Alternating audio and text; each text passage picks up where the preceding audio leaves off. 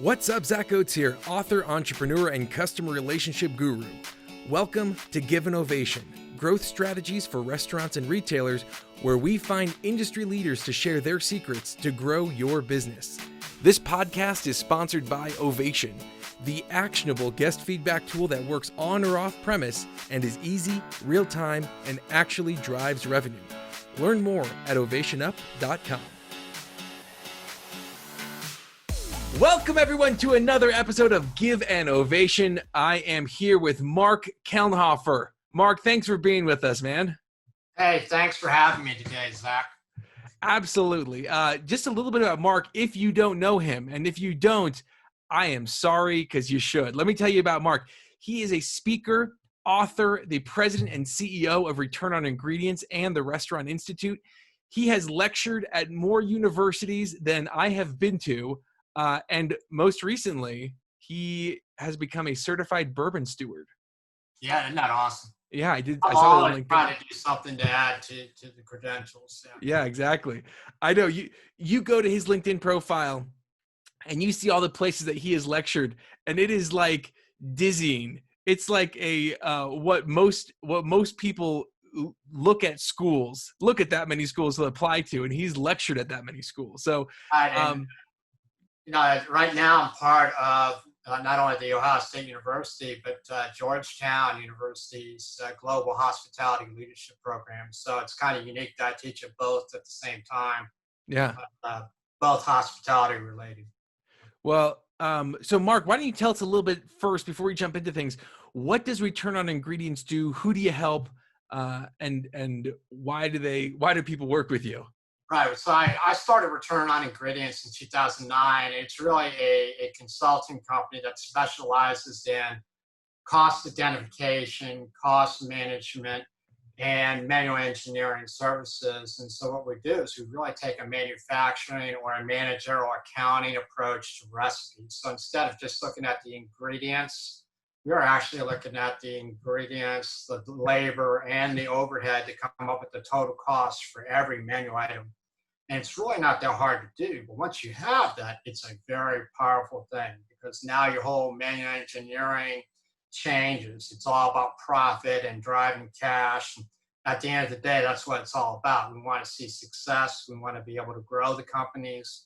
And in order to do that methodically, we do it by identifying the total cost of what we're looking at. And so historically, if you look back in the industry, costs are generally done by looking at ingredients only. And I would say sometimes pretty good, other times not so well, So we've been to some places, for example, and one of the places we start at is the recipe documentation, where the recipe documentation itself is so poorly written that you already know they don't know the cost of the ingredients, and they certainly probably are not even looking at labor or overhead as part of the recipe cost.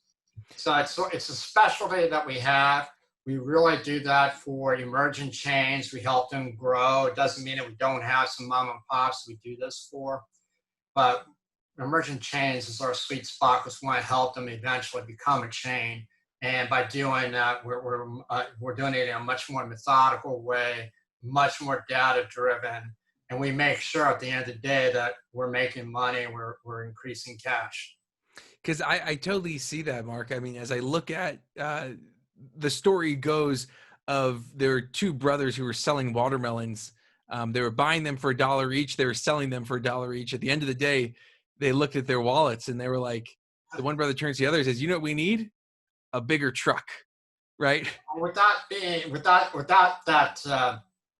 taking it to that level, like what we do, you really don't have the confidence that you're making money. It's still kind of a guessing game that you're covering all of your costs. You might be able to say that 30% food cost is our goal, but at the end of the day, it's all about the profit, not the food cost percentage. Exactly. And yeah. That's really where we try to change the disciplines to make sure that when we're looking at taking items on and off a menu, that we're definitely much more methodical, and we make sure that we don't make a mistake, because it's too easy to make a mistake. If you didn't have the data and you based it on quantities sold, for example, right? you very well could have made a mistake, shot yourself in the foot, not knowing that you just dropped profitability. So So it's not always about quantity. It's not always about cost percentages. But the one thing it is about the profitability of the dish. I like that. So, someone's listening right now. What should they be wondering? What are some questions that they should be asking themselves as we're stepping into the new normal? Well, I don't know if have you ever been through the process of actually costing out recipes or menus or anything like that. I don't know if you have, but No, it can. I was the bus boy, and then I did the register. Well, it can be a very time, and it is. It's a very time-consuming task, and it doesn't matter what type of software you have, or if you're on Excel, or it doesn't matter. It's going to be something that is much easier to maintain and create. So if we have to create it from scratch, it's going to take a little time to build up all these recipes because we account for every process. We don't skip anything. If there is a process, we have a recipe for it. And so what I tell people all the time is at a minimum, what they should do is kind of audit those recipes for their completeness because they might be surprised how many things go undocumented or how many things that may or may not have an accurate yield on it, which is huge. Yields are required. And before we even get into a costing project, I look at the completeness of the recipe and it tells me a big story already. So if I walk into one location and they have very little documented, it tells me quite a bit about that operation already. They don't know their costs. They can't train properly because it's not documented properly, right? And so there's food safety and quality and consistency. All these things are wrapped up into this recipe, right? The recipes are so critical for the operation. And so when they're incomplete, I can guarantee you there's going to be issues one way or another. Whether it's profitability, consistency, quality, it's all linked to that recipe document. And to run a business, you need to have complete recipe documentation. So there was a chef one time at a conference I was teaching at about one of the segments we did was the art of recipe writing because it's more difficult than what you think. There's all kinds of parts and pieces that we need for recipes, not just the ingredients and utensils, but it's methods and food safety and equipment and tools and prep time and all that. There's all kinds of parts and pieces to document this recipe to run a business. And I had a chef one time tell me at culinary school, he said, they don't teach us to do this in culinary school. They teach us how to write a recipe for a cookbook, but not really to run a business. Interesting. It's very different. So, one of the things I tell people to look at is really take a good look at the recipe completeness. And then we can maybe take a look at costing as well. But costing can be time consuming. And the one thing I always tell people after when I show them how to do it, at my conferences that I go to, the ones I hold, I tell them, at the end of the day, when we do these the costing for it, we want to make sure it's as complete as possible. And that means not only are we looking at the ingredients, we're looking at labor standards, we're looking at overhead, and it does take some time. And the good entrepreneurs are the ones that realize when they need help. That's really, truly what for me, that's really, truly, a lot of times entrepreneurs have that, I want to do it, I should be able to do it. And they make an attempt, but it may not be a great attempt. But the ones that really want to get from point A to point B, when they realize they might not be able to do something, they hire somebody to do it. And that's really, at the end of the day, I'd rather have them hire people like me or Don Burns or David Scott Peters or any of those guys, right? To help them out in making sure they understand your cost structure. Because if they don't, the likelihood of not making it's dramatically high. So have you seen, is it, when is it too late to do that? Or is it never too late? Good question.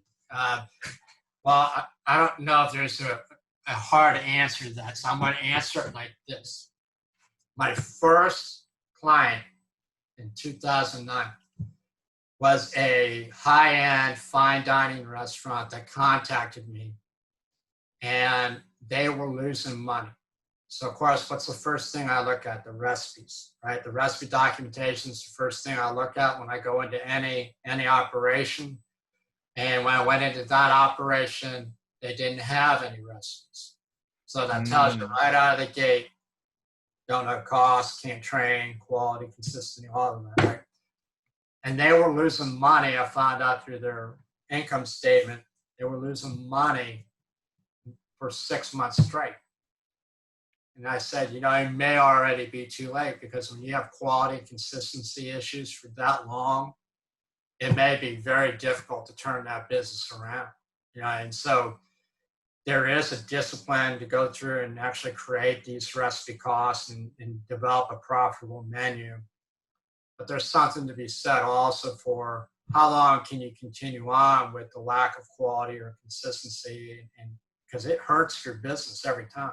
Oh, and it's so hard to break those habits from retrain your employees. Right? Yeah. One bad experience is all it takes. And sometimes it's not with the kitchen staff, it could be with the service too, right? So it doesn't take much to lose a guest. They're hard to get. Our repeat guests are hard to retain, but it's easy to lose one. And so, 6 months, I was able to turn that one around, but it could have been a different story. Yeah. And unfortunately, sometimes people go through the motions and they have losses for consecutive months, and they act like it's normal when it's not. It's not normal to lose money. We need to make sure that you're making money, you're actually driving cash. That's really so important. Cash is king at the end of the day, right? Now with that cash being king, have you found that, as expenses are going up, as revenue is going down, what can people do to bridge that gap? What are some ways that you found that people can look at to save some money without cutting? Ways to react, right? And yeah. So what I tell people all the time is we want to react in a very methodical way. We want to make sure we understand cost structure and numbers. But when we make decisions, we don't want to make decisions off a gut feel or this is what I did the last time or anything like that. We want to make sure we have data-driven decisions. And so, an example might be where commodity costs have skyrocketed on a particular commodity. We can react in a number of different ways. We can find an alternative ingredient, cut down portion sizes. There's all kinds of things we can do. Maybe we go out and negotiate a contract that will get us better pricing down the road. So there's things on how to react. And unfortunately, a lot of companies don't react with a whole lot of data. And in some cases, not a whole lot of data at all, right? I remember I asked the chef one time, he showed me this dish, and he has a lot of pride, right? There's art. There's the art of the business, and there's numbers to the business. And he had a lot of pride in the art. He showed me this dish, and he loved everything about it. The presentation, the flavor profile, everything. And he said, I'm going to sell for $26.95. I said, well, how'd you come up with that? He goes, well, a competitor across the street has it for $26.95. So he wasn't basing it on his own internal cost. He was basing it off of what a competitor has. So I asked him a question. It says, do you know if your competitor's making money? And of course he says, no, I have no clue, right? I go, do you know what our cost is on this particular dish? And he said, no, I have not a clue. I go, well, we need to know what our cost is so we can be methodical. We have to be, at the end of the day, for us to survive, we're going to have to make sure we're making money. Because if you're not out to make money, it's going to be an expensive hobby, isn't it? Wow. Yeah. And we both got our MBAs, and one of the things that I did was I actually took a whole semester course all on pricing from one of the nation's foremost pricing experts. And it was fascinating to see the different types of ways that people will price things. And the only real way to truly know if you have it priced right is to see who pulls out their wallet to buy it.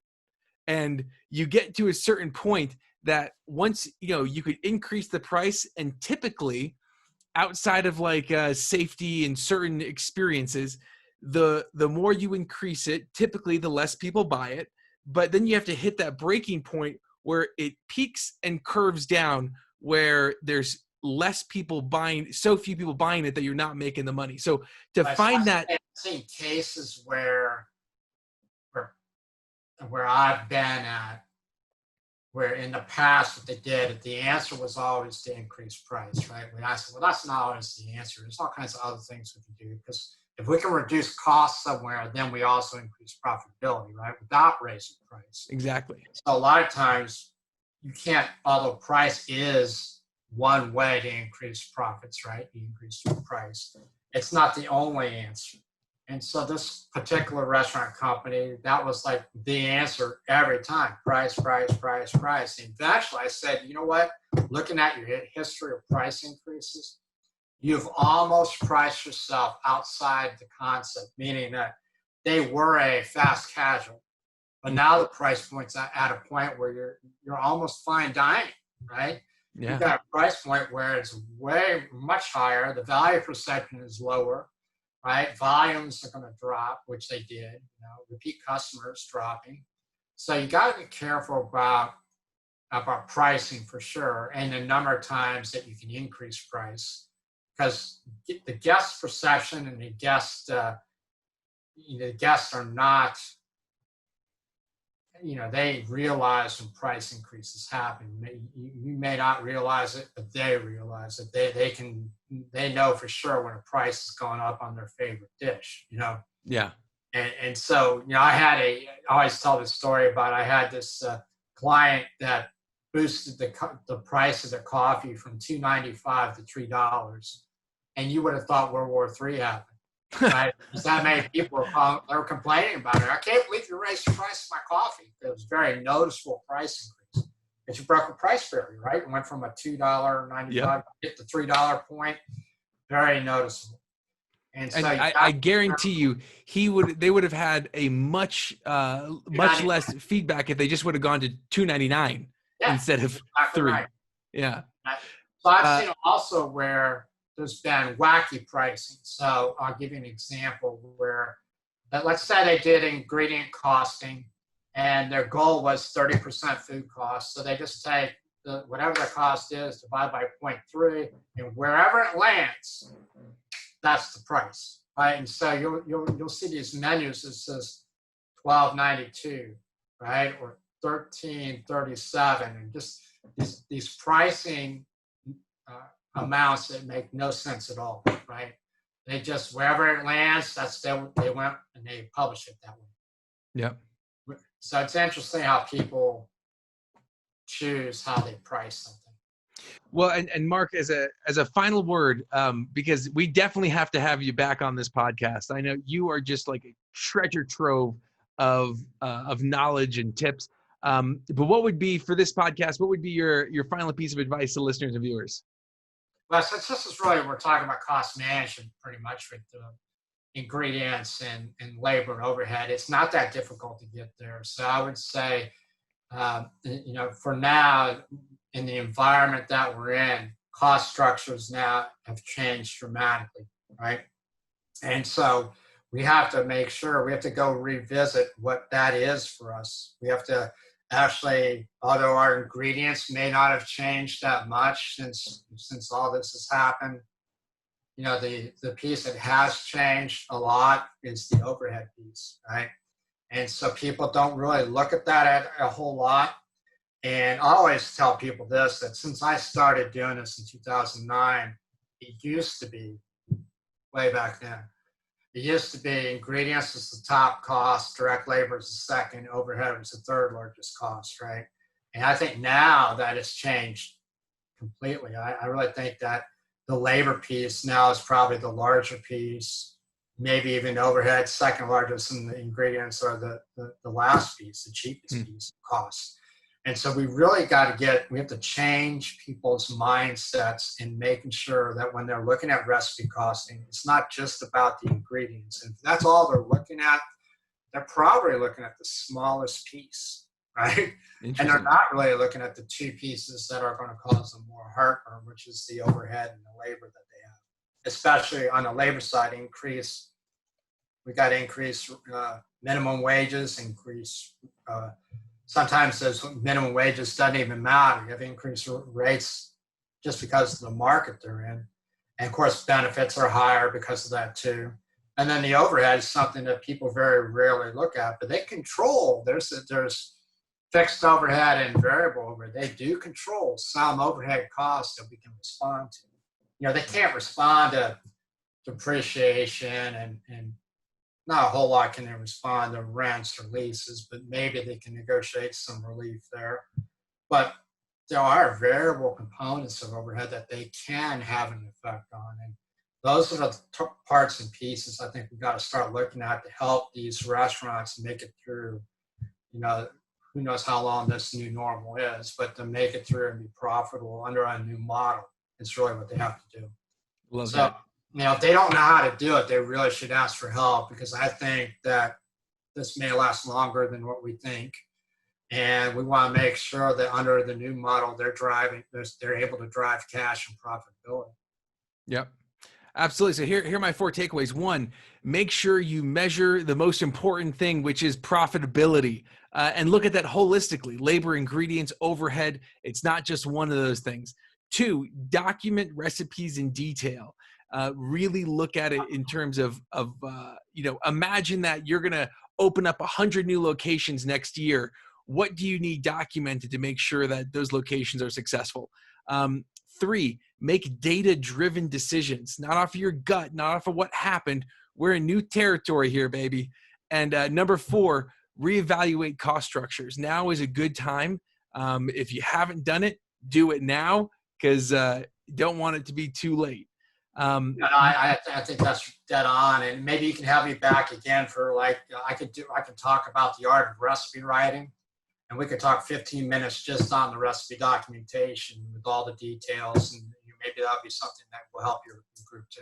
I think that is a great thing. Let me just take a note on that right now, because I think that the recipe documentation, how to do it, what to think about, absolutely. So Mark, how do people find you, follow you?